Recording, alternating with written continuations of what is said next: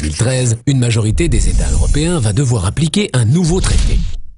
Tiens, un traité européen. La dernière fois, c'était en 2005. C'était compliqué.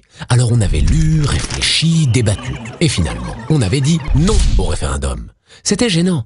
Alors les chefs d'État européens ont coupé, copié, collé, recollé des morceaux du traité. Ils l'ont appelé traité de Lisbonne. Et la droite, plus la majorité du PS, l'ont fait passer sans référendum. Cette fois-ci, ils ne veulent pas prendre de risque, pas de référendum. Ce nouveau traité, c'est le TSCG, ou plus simplement, le pacte budgétaire. Et le TSCG, c'est compliqué. Il y a d'abord la fameuse règle d'or. C'est l'obligation pour les pays d'arriver à l'équilibre budgétaire, c'est-à-dire ne pas dépenser plus qu'ils ne gagnent. Aujourd'hui, aucun État n'y arrive car pour investir, développer ses écoles, ses hôpitaux, ses musées, un pays a besoin d'emprunter, donc de s'endetter, comme vous, comme moi. Mais le nouveau traité dit « stop !» Enfin pour les dépenses publiques, car pour les dépenses exceptionnelles, comme remettre de l'argent dans les banques, on aura toujours le droit. Avant, le déficit ne devait pas dépasser 3% du PIB. Déjà, personne n'y arrivait. Maintenant, il ne devra plus dépasser 0,5% du PIB. Par exemple, en France, en 2010, ce déficit était de 5% du PIB, ce qui représente 96,5 milliards d'euros.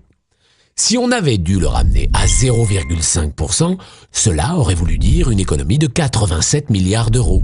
Pour réaliser cette économie, on aurait pu par exemple supprimer l'école publique, 61 milliards, plus la police, 25,5 milliards, enfin les vendre à des groupes privés. Difficile à imaginer, n'est-ce pas? Pour être sûr que cette règle d'or sera bien appliquée, les États doivent l'inscrire dans leur constitution. Donc, la France est une république indivisible, laïque, démocratique, sociale, et elle doit appliquer un budget strict. C'est beau, non? Et si les pays mettent trop de temps à l'inscrire dans la Constitution, alors la Cour de justice de l'Union européenne leur fera payer une amende. Mais comment veulent-ils que les États fassent autant d'économies aussi rapidement? Facile! On surveille et on punit. Désormais, le budget d'un État devra obéir à la Constitution modifiée. La Constitution, c'est la loi suprême. Elle s'impose à tout, même au budget. Et si on n'obéit pas, c'est la punition. La Commission européenne impose soit une amende, soit une caution qui ne sera rendue que sous certaines conditions. Dépenser plus pour réduire le déficit. Logique, non? La nouvelle Europe, c'est l'Europe austéritaire. Elle va asphyxier les États et les peuples en les obligeant à dépenser toujours moins et à taxer toujours plus.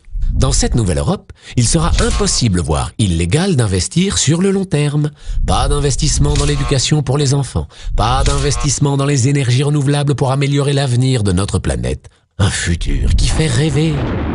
Pourtant, d'autres solutions sont possibles. Par exemple, faire que la Banque centrale européenne prête l'argent directement aux États et non plus aux banques. Les taux d'intérêt seraient alors à 1% et les dettes des États deviendraient automatiquement moins lourdes à rembourser. L'investissement sur le long terme serait alors possible. Simple, non? On nous fait croire que l'austérité est la seule solution. Mais elle n'en est pas une. Vite, le compte à rebours a commencé. Les chefs d'État ont prévu qu'il soit appliqué dès le 1er janvier 2013 et ils n'ont pas prévu de nous consulter. Alors, face à un tel traité, exigeons un référendum.